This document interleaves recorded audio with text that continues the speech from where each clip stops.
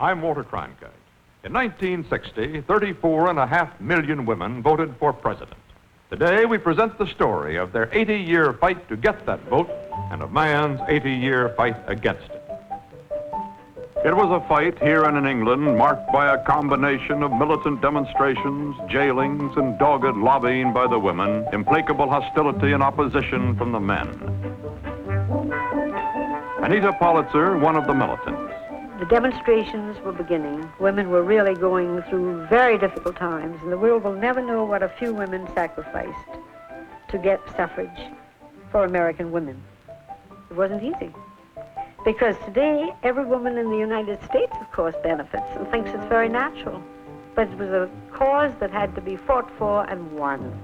This is our story, The Women Get the Vote.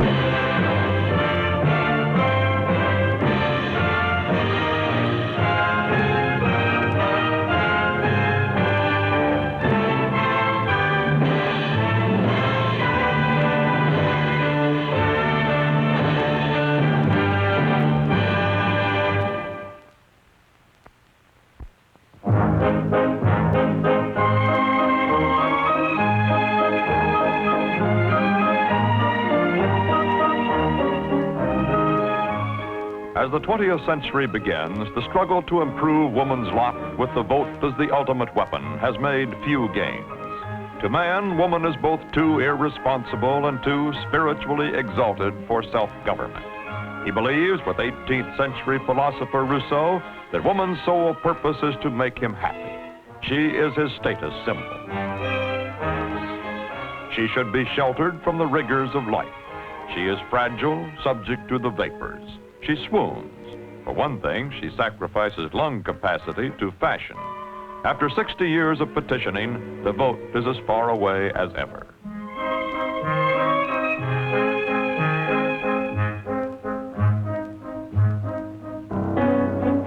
But man forgets that 1 out of 5 women works for a living.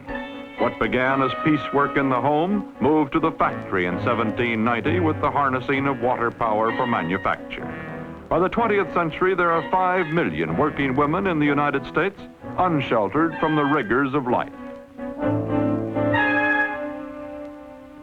Among the fortunate, life before the Great War is gracious. For the occasional girl who wants to be a doctor, there are dozens whose main interest is tennis or bird watching. The prosperous go to school to be finished. If they are too learned, their chances for a good marriage diminish. To them, there are things more important than the vote.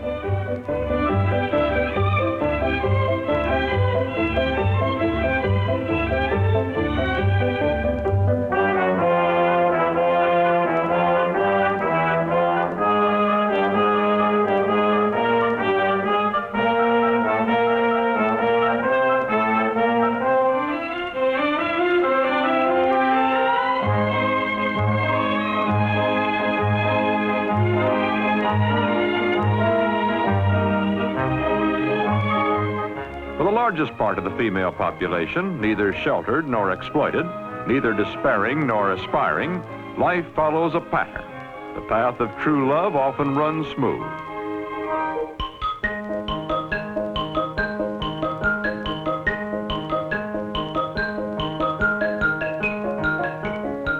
She keeps company.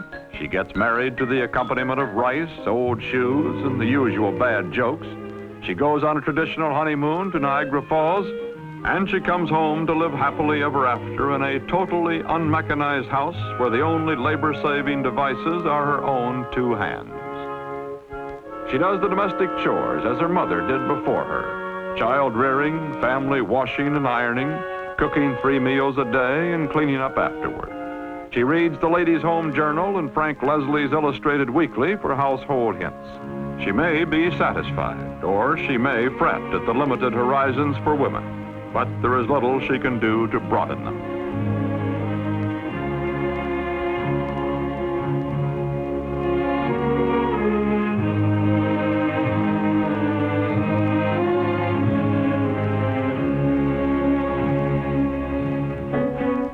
By 1910, 7 million women are working outside the home.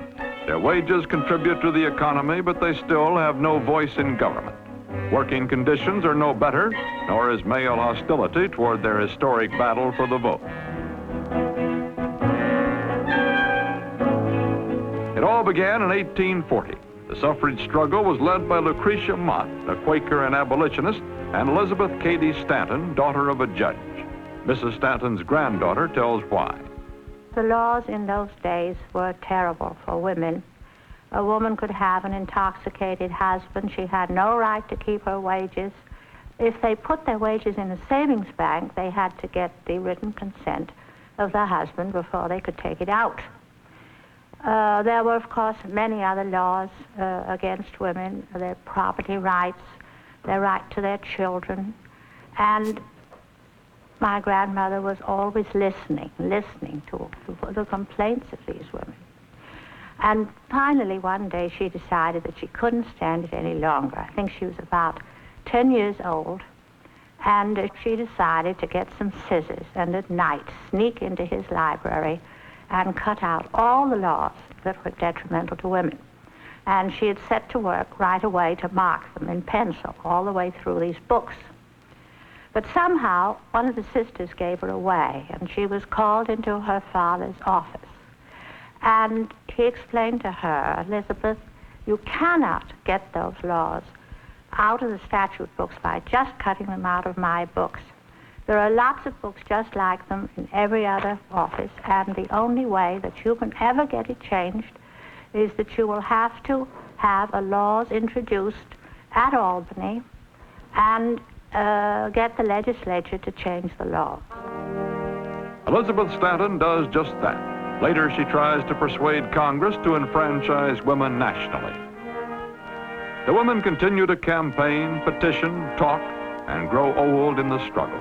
Mrs. Stanton yields the presidency of the Suffrage Association to aging Susan B. Anthony, for whom the suffrage amendment will be named. In 1900, Carrie Chapman Catt, a newcomer with organizing talent, takes over. There is more new blood. Mrs. Stanton's daughter, Harriet. It was in 1907 that my mother, Harriet Stanton Blatch, conceived the idea of forming an organization composed of self-supporting women. You see, there had been so much talk about women didn't need the vote, that they were not self-supporting, that the men were the breadwinners and they should have the vote. So this was going to be confined to women who stood on their own feet economically, and it was called the Equality League of Self-Supporting Women. And we started in 1907. And that was the first time in many, many, many years, in fact, since way back in the 70s, that anything was done towards trying to influence the legislature. Now the movement begins to be fashionable. So women of the leisure class can join. Mrs. Blatch's Equality League of Self-Supporting Women has to change its name in 1910 to the Women's Political Union. But the Susan B. Anthony Amendment, introduced in Congress regularly every year for 18 years, is no longer even on the congressional agenda.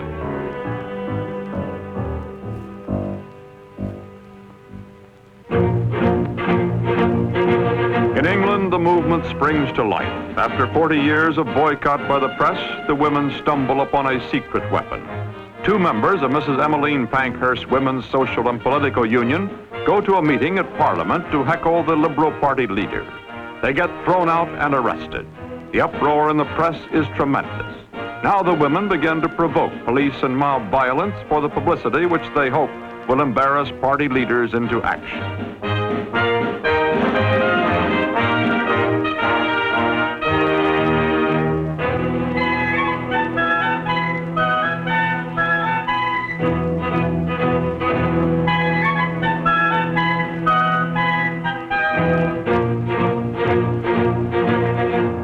Time after time, Mrs. Pankhurst is arrested for inciting to a breach of the peace, for technical assault, for inciting to violence. Later, the women will use violence themselves, setting fire to empty houses, throwing stones, breaking windows, pouring acid into mailboxes. Their hope that the insurance companies which have to pay the damages will bring pressure on the government to enfranchise them.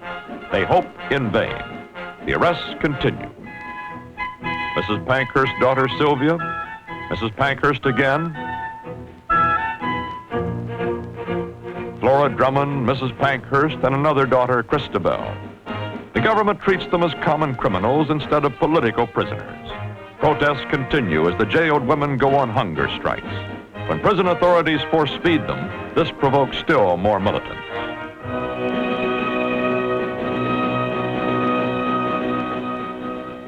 Emily Wilding Davison chooses martyrdom. She throws herself in front of the King's horse at the 1913 Derby.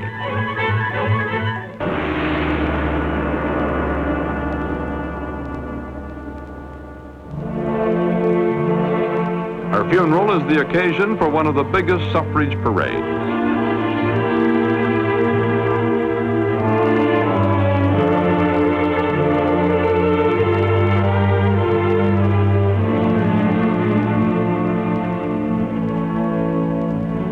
Some American suffragettes try to borrow the British techniques of violent action and militant protest. Looking at the American scene, Harriet Stanton Blatch writes, "A vital idea has been smothered by uninspired methods of work." Alice Paul, like Lucretia Mott, a Quaker, initiates militants in Washington. The movement takes on new life. Women begin to brave men's bailiwicks with their petitions. Garages and barber shops are now open territory, and they make some converts, including a men's league for women's suffrage. American parades now become fashionable as socialites and celebrities flock to the cause.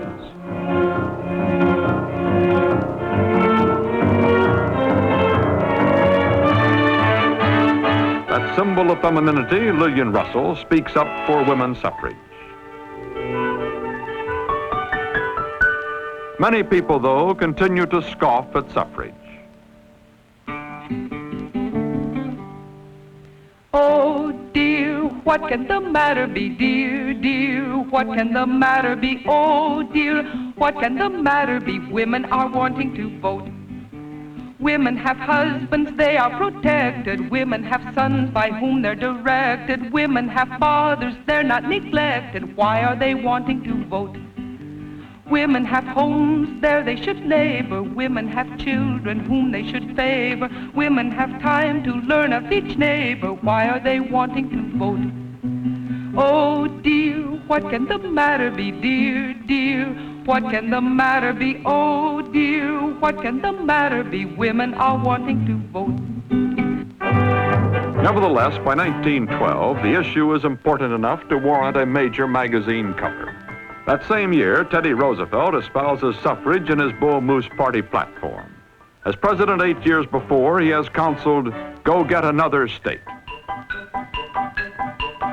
The National Association, headed by Anna Howard Shaw on the left, and Mrs. Catt, concentrate their fire on the states. For each victory means more congressmen who will favor a federal amendment. Alice Paul and her militants continue to pressure Congress. But with the coming of war, the picture will change.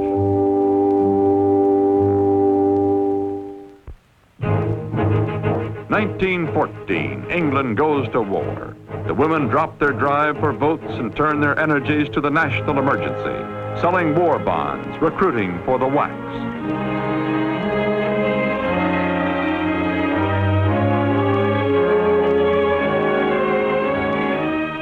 Many join the land army to work on the farm so England's farmers can go to war. Others join the services, learn to spit and polish with the best. Says former Prime Minister Balfour, "Behind every man in the trenches are 10 persons making it possible for him to stay there. 7 of the 10 are women."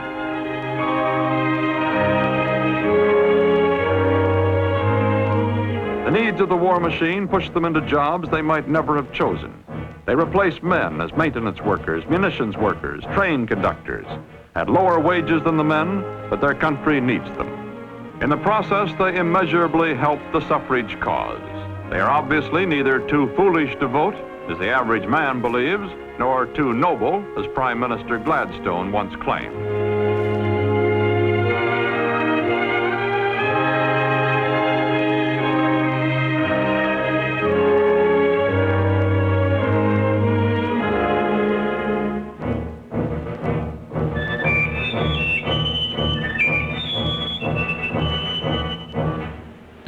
America, war is still a cloud. The suffragettes put on their biggest referendum campaign in New York in 1915. There are daily demonstrations, street corner meetings, torchlight parades, flying squadrons of speakers from the Battery to Buffalo. But they will lose by a huge majority. In 1916, women from every state descend on the presidential nominating conventions seeking suffrage planks. The militants aim their shafts at Wilson as head of the party in power who can, but doesn't, urge suffrage.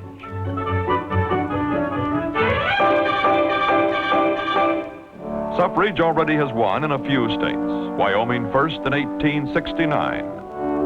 Idaho in 1896. California after a seesaw election in 1911. Illinois, the first state east of the Mississippi, in 1913. Now new victories, Rhode Island, and in 1917, New York. 7 million women in 17 states can now vote for president. 20 million women in 31 states still cannot. It will take a federal amendment before all women can vote. In 1917, as they did in the Civil War, American women go to war. But this time, there is more for them to do.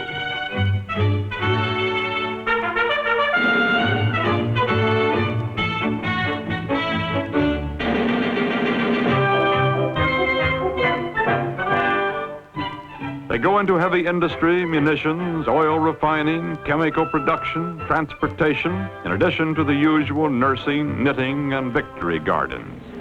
They hope that this time they will be given the vote in recognition of services rendered, as they were not after the Civil War.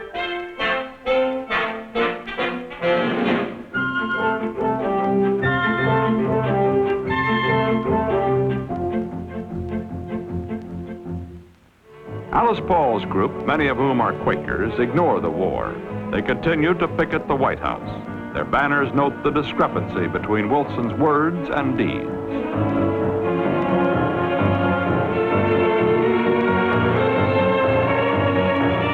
The women are jailed, mistreated, and released after a public outcry. In prison garb, they tour the country to rally sympathy for the cause.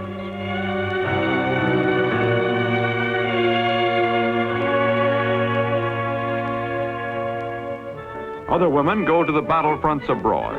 They work for the Red Cross and the YMCA in France and in Italy.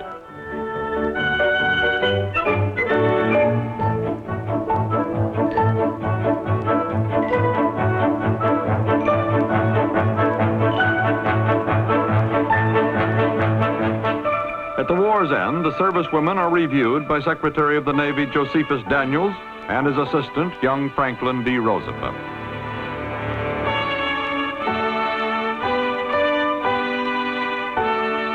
They are decorated by General Pershing. President Wilson lauds them and suggests that Congress now pass the suffrage amendment. His suggestion falls on deaf ears. In most of the English-speaking world, in Germany, Scandinavia, Russia, and Central Europe, women now vote, but not in America. The struggle must go on. Anita Politzer. One of the demonstrations that I was in at a time when they did not arrest people because the women were fighting with watchfires, burning words that we said were uttered by the president that were meaningless until American women were enfranchised. The women were standing on picket lines with glorious banners, and the Senate decided to adjourn. And there were only a few votes lacking, and we felt they should call up the suffrage amendment. And so we had a great, great banner that was the size of many streets, really. Across the street we marched, about maybe 13 of us, carrying this banner. We protest against the adjournment of the United States Senate without passing the women's suffrage amendment. And the policemen rushed upon us from all sides. They knocked some of the women down on the Capitol stairs. I'll never forget the way they treated Alice Paul because they knew she was the leader of the fight, hitting her under the chin. All of us had our hair pulled, and of course in those days we had long hair. And Miss Paul, who was tremendously wise politically, she said immediately when we were let out of the basement of the Capitol, you must go up and see the senators. I remember I went up to Senator Morris Shepherd of Texas, one of the finest of the suffrage senators. And he was indignant because we were so disheveled and I looked so badly. And he said, I will go in and tell the man this must end. Suffrage must be passed. Little by little, sentiment is changed. Avid supporter William Jennings Bryan raises a suffrage banner over the Capitol. Reluctant senators hastily climb aboard the bandwagon to win the favor of these future voters. A few diehards, like Senators William Borah and Henry Cabot Lodge, remain opposed to the end. In June 1919, the Susan B. Anthony Amendment finally passes Congress. It will pave the way to the polls for 20 million more women. But first, the amendment must be ratified by 3/4, 36 of the states. The women instantly start campaigning. By mid-1920, 35 states have acted. One more is needed as Tennessee prepares to vote. Liquor interests, traditional opponents of women's suffrage, Deep South politicians, not even reconciled to Negro men voting, all descend on Nashville. Harry Byrne, 24, in the dark suit, cast the deciding vote. When the legislature was called into session by Governor Roberts, most of us expected it to be a routine affair because in Tennessee the governor is quite persuasive and has lots of influence with members of the legislature. After we reached Nashville, we learned that what we thought was practically a state issue was a national issue because as went Tennessee, so went the nation. It was the state that cast the deciding vote for women's suffrage. I was in that campaign, and so were 5 or 6 others from Washington, and many women came down to Tennessee to try to win that vote. It was the last state that could possibly give us the vote through ratification, which had to be by 36 states. It so happens that after I had gotten to Nashville, people from all over the country had gone into my county. They'd had indignation meetings. They'd caused the courts to adjourn so that they might pass resolutions. And my constituency was in a great state of turmoil. I don't know yet exactly what the majority favored, but anyway, there's lots of feeling existed. So much so that when I would go home on a weekend, I would generally keep a bodyguard around so that no one would attack me. So far as I recall, I always favored votes for women. It was a logical attitude from my standpoint. My mother was a college woman. She was a student of national and international affairs. She took an interest in all public issues. She could not vote, and yet the tenant farmers on our farm, some of whom were illiterate, could vote. And I had decided long ago that women should vote and had an inherent right to do so. On that roll call, when I was confronted with the fact that I was going to go on record for time and eternity on the merits of the question, I voted in favor of ratification. On August 26, 1920, the Susan B. Anthony Amendment becomes the law of the land. An 80-year-old struggle is won. Declares one of the leaders of the fight, young suffragettes who helped forge the last links in the chain were not born when it began. Old suffragettes who forged the first links were dead when it ended. So says Carrie Chapman Catt. At the first election, only 1/4 of the eligible women vote. Today, the percentage is up to 60. What has it meant? Neither the utopia the women prophesied, nor the chaotic ruin the men feared. But, according to Bertrand Russell, an early advocate of woman suffrage, a most astonishing force for good emerged when the women got the vote.